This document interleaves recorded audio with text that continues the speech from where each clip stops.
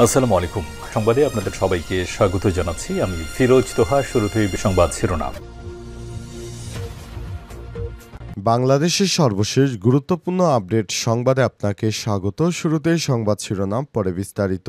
প্রথমেই জানাবো, নির্বাচনী নিরাপত্তায় পুলিশের জন্য আসছে 40,000 বডি ক্যামেরা। আগামী ফেব্রুয়ারিতে আসন্ন সাধারণ নির্বাচনের সময় ভোটকেন্দ্রে নিরাপত্তা জোরদার করতে পুলিশের জন্য কমপক্ষে 40,000 বডি ক্যামেরা সংগ্রহের পরিকল্পনা করেছে অন্তর্বর্তীকালীন সরকার। আজ প্রধান উপদেষ্টার প্রেস উইংয়ের পাঠানো এক বার্তায় বিষয়টি নিশ্চিত করা হয়েছে। এরপর জানাবো, সচিবালয় স্বরাষ্ট্র উপদেষ্টা বললেন, সাংবাদিক তুহিন হত্যায় দ্রুত চার্জশিট দেওয়া হবে। স্বরাষ্ট্র উপদেষ্টা লেফটেন্যান্ট জেনারেল অবসরপ্রাপ্ত জাহাঙ্গীর আলম চৌধুরী বলেছেন, গাজীপুরে সাংবাদিক তুহিন হত্যার ঘটনায় জড়িতদের গ্রেপ্তার করা হয়েছে। মামলার তদন্ত চলছে। আমরা আশা করি খুব অল্প সময়ের মধ্যেই মামলার চার্জশিট দেওয়া হবে। এদিকে এখনও জামাই আদরে আছেন শেখ হাসিনার সহযোগী 15 জন সচিব। ফ্যাসিস্ট শেখ হাসিনা এবং আওয়ামী লীগের আস্থাভাজন সুবিধাভোগী কর্মকর্তা প্রশাসনের প্রাণকেন্দ্রে সচিবালয় সহ সরকারি অনেক দপ্তর ও সংস্থায় এখনও রাজত্ব করছেন। জুলাই গণ অভ্যুত্থানের পর শীর্ষ পদগুলোতে পরিবর্তন হয়েছে সামান্যই। এবারে জানাবো, উপদেষ্টার সততার উপর পূর্ণ আস্থা প্রকাশ করল বিএনপি।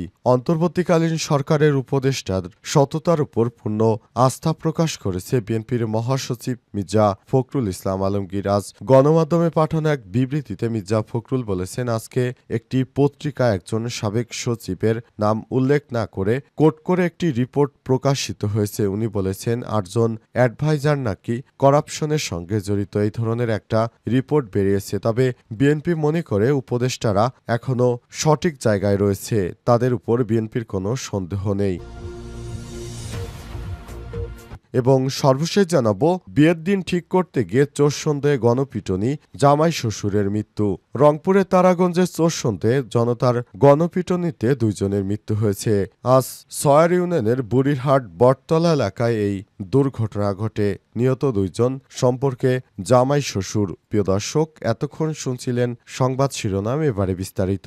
তবে তার আগে বন্ধুরা, অনুরোধ থাকবে সংবাদটিতে একটি লাইক দিন। এই চ্যানেলে আপনি নতুন হয়ে থাকলে আমাদের সংবাদটি দেখতে দেখতে চ্যানেলটি সাবস্ক্রাইব করে রাখুন। কমেন্ট করে বন্ধুরা আপনার মূল্যবান মতামত জানিয়ে দিন আপনি বিশ্বের কোন দেশ থেকে বা বাংলাদেশের কোন স্থান থেকে আমাদের সংবাদটি দেখছেন এবং শুনছেন। আর বন্ধুরা, এই সংবাদটি আপনার সোশ্যাল মিডিয়া ফেসবুকে শেয়ার করে বন্ধুদেরও দেখার সুযোগ করে দিন। আর বন্ধুরা, সংবাদটি আপনি দেখতে দেখতে কমেন্ট করে জানিয়ে দিন আপনি বাংলাদেশের কোন জায়গা থেকে বা বিশ্বের কোন দেশ থেকে বা কোন জায়গা থেকে আমাদের সঙ্গে রয়েছেন। এবারে বিস্তারিত। নির্বাচনী নিরাপত্তায় পুলিশের জন্য আসছে 40,000 বডি ক্যামেরা। আগামী ফেব্রুয়ারিতে আসন্ন সাধারণ নির্বাচনের সময় ভোটকেন্দ্রে নিরাপত্তা জোরদার করতে পুলিশের জন্য কমপক্ষে 40,000 বডি ক্যামেরা সংগ্রহের পরিকল্পনা করছে অন্তর্বর্তীকালীন সরকার। আজ প্রধান উপদেষ্টার প্রেস উইংয়ে পাঠানো এক বার্তায় বিষয়টি নিশ্চিত করা হয়েছে। বার্তায় জানানো হয়, ঢাকায় রাষ্ট্রীয় অতিথি ভবন যমুনায় প্রধান উপদেষ্টা ড. মোহাম্মদ ইউনূসের সভাপতিত্বে এক উচ্চ পর্যায়ের সভায় নিয়ে আলোচনা করা হয়েছে। এ সময় প্রধান উপদেষ্টার বিশেষ সহকারী ফয়েজ তৈয়ব আহমেদ জানান, 40,000 বডি ক্যামেরা এবং সাধারণ বডি ক্যাম নামে পরিচিত এটি সংগ্রহের প্রক্রিয়া চূড়ান্ত পর্যায়ে রয়েছে। তিনি আরও জানান, এসব ডিভাইসগুলো হাজারো ঝুঁকিপূর্ণ ভোটকেন্দ্রে নিরাপত্তা জোরদার করবে বলে জানা যাচ্ছে। অনেকেই ভোটকেন্দ্রে গিয়ে ভোট ডাকাতি করতে চাইবে, তাই এসব ক্যামেরা দিয়ে সেসব দুষ্কৃতকারীদেরকে রোধ করা যাবে এমনটা ধারণা করা হচ্ছে।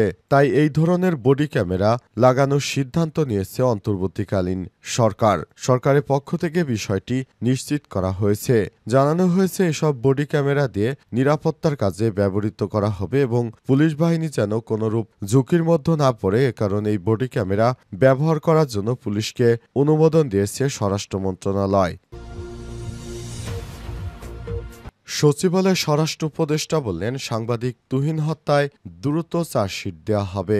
স্বরাষ্ট্র উপদেষ্টা লেফটেন্যান্ট জেনারেল অবসরপ্রাপ্ত জাহাঙ্গীর আলম চৌধুরী বলেছেন, গাজীপুরে সাংবাদিক তুহিন হত্যার ঘটনায় জড়িতদের গ্রেপ্তার করা হয়েছে। মামলার তদন্ত চলছে। আমরা আশা করি খুব অল্প সময়ের মধ্যে মামলার চার্জশিট দেওয়া হবে। আজ দুপুরে সচিবালয় নিজ দপ্তরে আয়োজিত এক ব্রিফিংয়ে সব কথা বলেছেন জাহাঙ্গীর আলম চৌধুরী। এর আগে তার সভাপতিত্বে আইন শৃঙ্খলা সংক্রান্ত কোর কমিটির বৈঠক অনুষ্ঠিত হয়। সাংবাদিকদের এক প্রশ্নের জবাবে উপদেষ্টা বলেছেন, ঢাকার নিউ মার্কেটে দোকান থেকে বেশ কিছু দেশীয় অস্ত্র উদ্ধার করেছে আইন শৃঙ্খলা রক্ষাকারী বাহিনীর সদস্যরা। এর সঙ্গে জড়িত বেশ কয়েকজনকে আটক করা হয়েছে। তাদের জিজ্ঞাসাবাদ করা হয়েছে এবং জিজ্ঞাসাবাদ চলছে।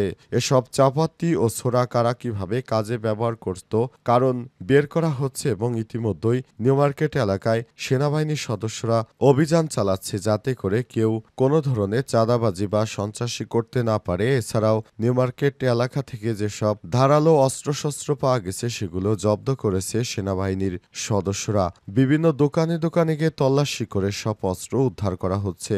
জানা গেছে সব অস্ত্র বাসাবাড়ি বা রান্নাবান্নার কাজে ব্যবহৃত হয় না। এগুলো ধারালো অস্ত্র। এগুলো দিয়ে মূলত মানুষদেরকে জখম করার জন্য ব্যবহার করে ছিনতাইকারী চক্ররা। এসব অস্ত্রশস্ত্র দিয়ে ছিনতাইকারীরা সাধারণ মানুষদেরকে ভয়ভীতি দেখিয়ে থাকে। তাই এসব অস্ত্র সেনাবাহিনী জব্দ করে নিয়ে গেছে এবং যারা এসব অস্ত্র অনলাইনে কেনাবেচার সঙ্গে জড়িত তাদের বিরুদ্ধেও ব্যবস্থা নেওয়া হচ্ছে।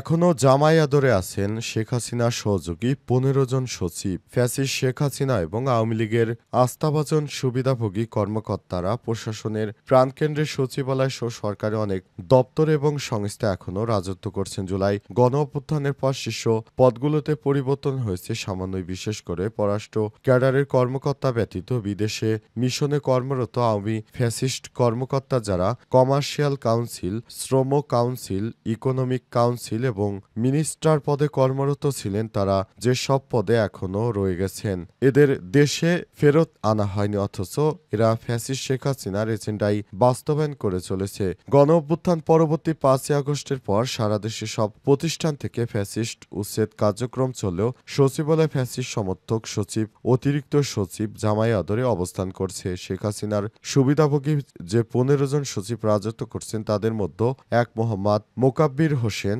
৫৫-৪৮ বর্তমানে সিনিয়র সচিব বিজ্ঞান ও প্রযুক্তি মন্ত্রণালয়ে নিয়োজিত রয়েছেন। তিনি ইতিপূর্বে স্বরাষ্ট্র মন্ত্রণালয়ের সচিবের দায়িত্ব পালন করেছেন। একজন ফ্যাসিস্ট সমর্থক হিসেবে তিনি এখনও কিভাবে পদে বহাল আছেন সেই প্রশ্ন অনেকেরই। ২ ডক্টর মোহাম্মদ এমদাদুল্লাহ বর্তমানে কৃষি মন্ত্রণালয়ের সচিব হিসেবে দায়িত্ব পালন করছেন। ৩ ডক্টর ফারহিনা আহমেদ ফ্যাসিস্ট হাসিনা সরকার কর্তৃক নিযুক্ত পরিবেশ মন্ত্রণালয়ের সচিব। ৪ নাজমুল হাসান পানি সম্পদ মন্ত্রণালয়ের সচিব। ৫ ডক্টর মোহাম্মদ খায়রুজ্জামান মজুমদার। ৬ নাজমা মোবারক, তিনি আর্থিক প্রতিষ্ঠান বিভাগের সচিব হিসেবে কর্মরত রয়েছেন। ৭ মোহাম্মদ শাহরিয়ার কাদের সিদ্দিকী অর্থনৈতিক সম্পর্ক বিভাগের সচিব হিসেবে দায়িত্ব পালন করেন। ৮ আব্দুর রহমান খান অভ্যন্তরীণ সম্পদ বিভাগের সচিব। ৯ এএইচএম শফিকুজ্জামান বর্তমানে শ্রম সচিব হিসেবে নিয়োগ পেয়ে চাকরি করছেন। ১০ নাসরিন জাহান, তিনি বেসামরিক বিমান চলাচল ও পর্যটন বিভাগে কর্মরত। ১১ সাইদুর রহমান,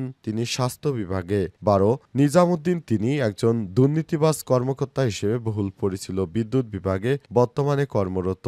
১৩ মাহবুবুর রহমান, তিনি বর্তমানে বাণিজ্য সচিবের দায়িত্ব রয়েছেন। ১৪ মফিদুর রহমান, সচিব হিসেবে সংস্কৃতি মন্ত্রণালয়ে কর্মরত। ১৫ ইকবাল আবদুল্লাহ হারুন, পরিকল্পনা মন্ত্রণালয়ের সচিব হিসেবে তিনি দায়িত্ব পালন করছেন। বিয়ের দিন তারিখ ঠিক করতে গিয়ে চোর সন্দেহে পিটুনি, জামাই শ্বশুরের মৃত্যু। রংপুরের তারাগঞ্জে চোর সন্দেহে জনতার গণপিটুনিতে ২ জনের মৃত্যু হয়েছে।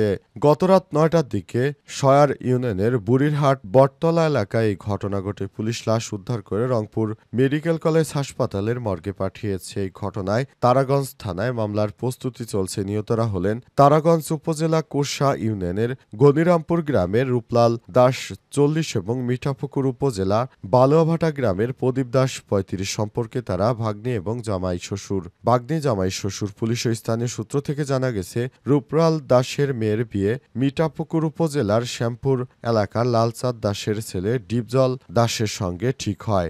10 আগস্ট দিন তারিখ চূড়ান্ত করা হয়। এজন্য শনিবার বিকেলে প্রদীপ দাস নিজে ভ্যান নিয়ে রওনা দেন। পথ না চিনে তিনি সয়ার ইউনিয়নের কাজিরহাট এলাকায় পৌঁছলে রূপলালকে ফোন করেন। পরে দুইজন একসঙ্গে রিকশায় ঘনিরামপুরের উদ্দেশ্যে রওনা হন। রাত 9টার দিকে তারাগঞ্জ কাজিরহাট সড়কের বটতলা এলাকায় পৌঁছালে স্থানীয় কয়েকজন ভ্যানচোর সন্দেহে তাদের আটক করে। সময় প্রদীপের ভ্যানে থাকা বস্তা থেকে 4টি প্লাস্টিকের ছোট বোতল পাওয়া যায়। একটি বোতল খুলে গন্ধ নেয়ার পর পাশারিপাড়া গ্রামের আলমগীর হোসেন ও বুড়িরহাটের মেহেদী হাসান অসুস্থ হয়ে পড়েন। এতে সন্দেহ আরও বাড়ে এবং লোকজন তাদের মারধর শুরু করে। বটতলা থেকে বুড়িরহাট উচ্চ বিদ্যালয় মাঠে নিয়ে মারধরের পর অচেতন অবস্থায় ফেলে রাখা হয়। রাত 11টার দিকে পুলিশ গুরুতর আহত অবস্থায় তাদেরকে উদ্ধার করে হাসপাতালে নিলে কর্তব্যরত চিকিৎসক তাদের মৃত ঘোষণা করে।